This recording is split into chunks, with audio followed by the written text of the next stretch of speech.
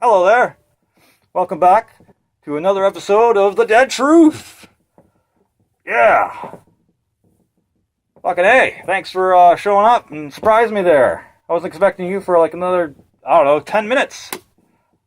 But hey, now that you're here, why don't you sit down and read some of this amazing story here with me. If you're newly joining the channel, I have about 4 or 5 other videos that you could potentially be watching instead of this one right now, but if you've watched them all, thanks for joining me again. Thanks for taking the time to hear what I have to say. I'm Dagor Blutenthrope, aka the Deadman. Let's just get started, shall we? We're in Genesis right now. And, well, today we're going to be tackling some stories from it. This is Genesis 37. This is Joseph's dream. This is kind of weird, but stick with me. Here we go. Now, Jacob, one of the sons of Abraham, you should know who that is, lived in the land where his father had sojourned. Lived, I guess that's what that means. In the land of Canaan. And, yeah. He was still a youth, along with the sons of Bilhah and the sons of Zilpah, his father's wives, and Joseph brought back a bad report about them to their father. Now, Israel loved Joseph more than all his sons, because he was the son of his old age, and he made him a vari-colored tunic. His brothers saw that their father loved him more than all his other brothers, and so they hated him. They hated him because of it, and he could not speak to him on friendly terms, and they could not speak to him on friendly terms. Sorry, but one day Joseph had a dream, and when he told it to his brothers, they hated him even more. He said to them, "Please listen to this dream which I have had. Buckle up and check this shit out. For behold, we were binding sheaves in the field, and lo, my sheaf rose up and also stood erect." It got a boner. "And behold, your sheaves gathered around and bowed down to my sheaf." His brothers said to him, "Are you actually going to reign over us? Or are you really going to rule over us?" So they hated him even more for that dream and for his words. Now he had still yet another dream, and related it to his brothers, and said, "Lo, I have had still another dream, and behold, the sun and the moon and the 11 stars were bowing down to me." He related this to his father and to his brothers, and his father rebuked him and said to him, "What is this dream that you have had? Shall I and your mother and your brothers actually come to bow ourselves down before you to the ground?" His brothers were jealous of him, but his father kept the saying in mind. Then his brothers went to pasture their father's flock in Shechem. So basically this guy's telling them about some dream that they're all going to bow down to him, and he's going to be like the Lord and master of the land and stuff like that. And he's just egging them on, in my opinion. This seems like, why would you tell your brothers and father this? It's like, yeah, you had a dream. Good for fucking you, buddy. Go see a therapist about that shit if it's really concerning you. Don't tell your brothers and father about this shit, especially if they already hate you and you already know it. Isaac seems to be a bit of an idiot. Okay, here we go. Okay, pastors, yep. Israel sent him from the valley of Hebron and came to Shechem. A man found him, and behold, he was wandering in the field. And the man asked him, "What are you looking for?" He said, "I am looking for my brothers. Please tell me where they are pasturing the flock." Then the man said, "They have moved from here, for I heard them say, 'Let us go to Dathan.'" So Joseph went after his brothers and found them at Dathan. Dothan? I can never pronounce these things right. I don't understand why. When they saw him from a distance, and before he came close to them, they plotted against him to put him to death. So Basically, at this point, they're like, fuck this guy. You see him coming there, we're gonna kill him. Let's just kill this asshole. They said to one another, here comes this dreamer. Now then, come and let us kill him and throw him into one of the pits, and we will say, a wild beast devoured him. Then let us see what will become of his dreams. But Reuben had heard this and rescued him out of their hands and said, let us not take his life. Reuben further said to them, shed no blood, throw him into this pit that is in the wilderness, but do not lay hands upon him, that he might rescue him out of their hands to restore him to his father. So basically he's like, I'm going to cut this guy a break, even though he's, dreaming about enslaving us pretty much. We're just going to toss him into this pit over here, and that's going to be cool. We're not going to kill him. And I'll bring him back to our father later, and hopefully he can deal with this guy's shit. A caravan of Ishmaelites was coming from Gilead with their camels bearing aromatic gum and balm and myrrh, on their way to bring them down to Egypt. Judah said to his brothers, what profit is it for us to kill our brother and cover up his blood? Come and let us sell him to the Ishmaelites and not lay our hands on him, for he is our brother, our own flesh. And his brothers listened to him. Then some Midianite traders passed by, so they pulled him up and lifted Joseph out of the pit, and they sold him to the Ishmaelites for 20 shekels of silver. Thus they brought Joseph into Egypt. So he was sold. Israel was sold to some Ishmaelites for 20 shekels of silver. 20 shekels of silver. So his brothers sold him to some slavers.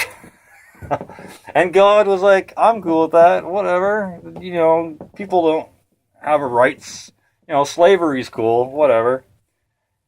Meanwhile, the Midianites sold him. Pardon me.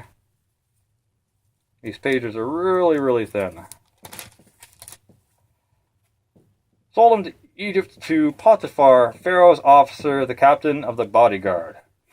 So, yep, got sold. That's pretty much that. And it goes on, Judah and Tamar, Genesis 40:38. And it came about at the time that Judah departed from his brothers and visited a certain Adullamite whose name was Hirah. Judah saw there a daughter of a certain Canaanite whose name was Shua, and he took her and went into her. Okay, so she's like, hey, you're a fine-looking bitch. Let's go over there and fuck. Cool. So she conceived and bore a son, and he named him Er. He named him I guess that's short for Earl back in the day. So, wow. Then she conceived again and bore a son and named him Anan. She bore still another son and named him Shelah. I love you, Sheila, dear. Sheila, she's my darling. I guess you don't know that song. That's probably really old for you. But yeah, she named a dude Sheila. Oh, God. So anyways, this guy just randomly chose this chick, and they had 3 kids.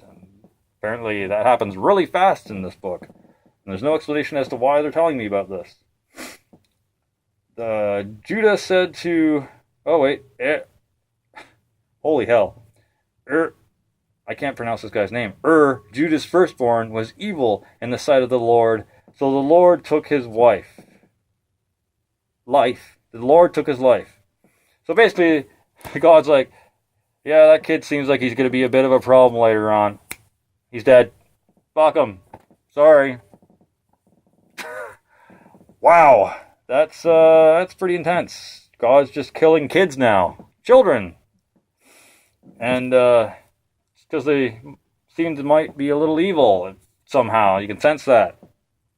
So he killed the kid. Judah said to Anan, go into your brother's wife and perform your duty as a brother-in-law to her and raise up offspring for your brother. What? Go into your brother's wife. So have sex with your brother's wife and have a kid? Why? Why would you do that? Why would you even suggest for that to happen? This does not make any sense. Wow. So there's a lot of weird shit. Onan knew that the offspring would not be his, so when he went into his brother's wife, he wasted his seed on the ground in order not to give offspring to his brother.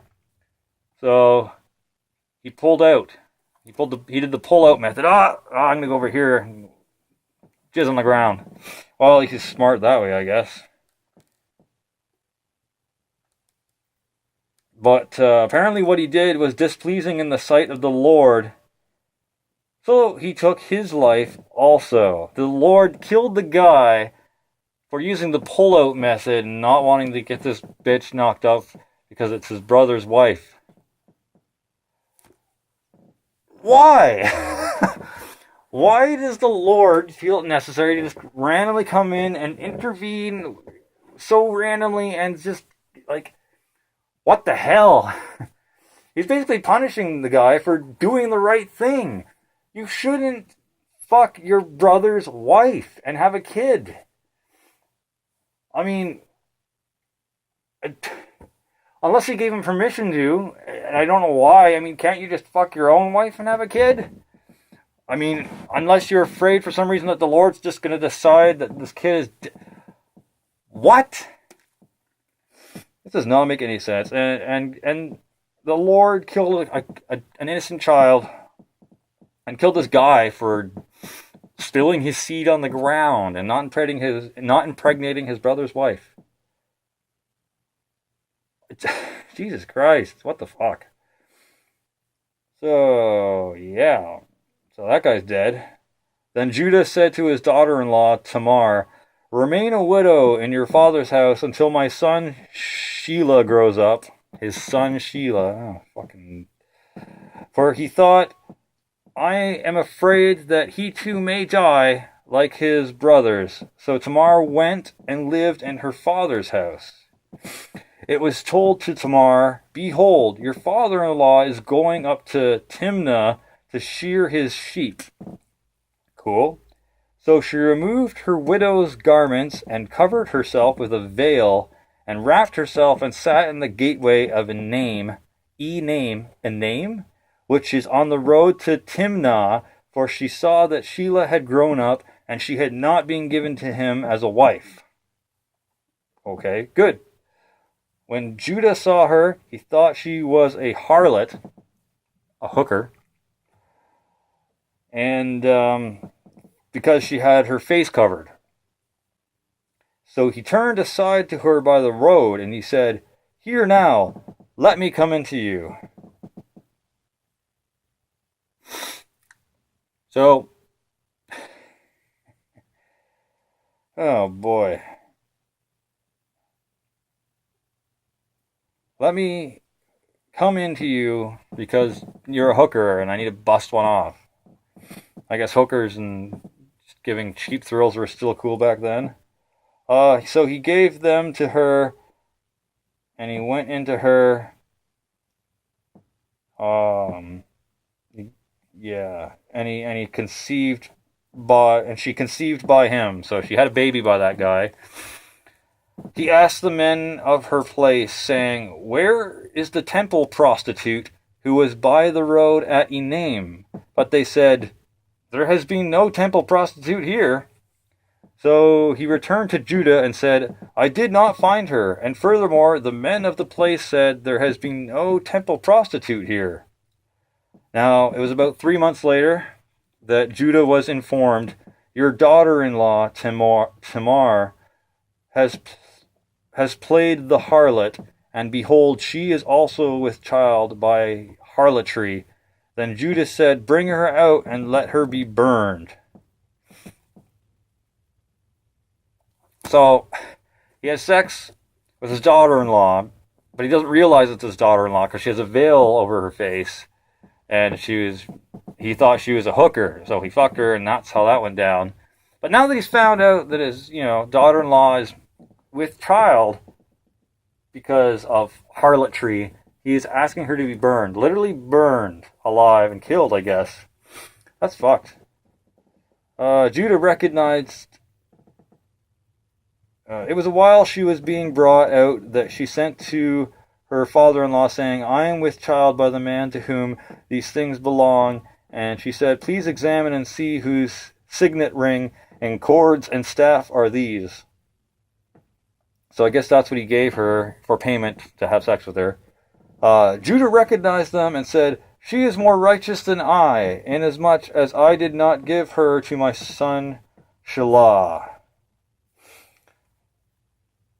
So basically he's like, I'm a dick. Instead of marrying her off to my son Shelah, she's sought child elsewhere with me, and now because of that, it's all cool and they don't want her burned alive. That's a crazy twist of events. That's for damn sure.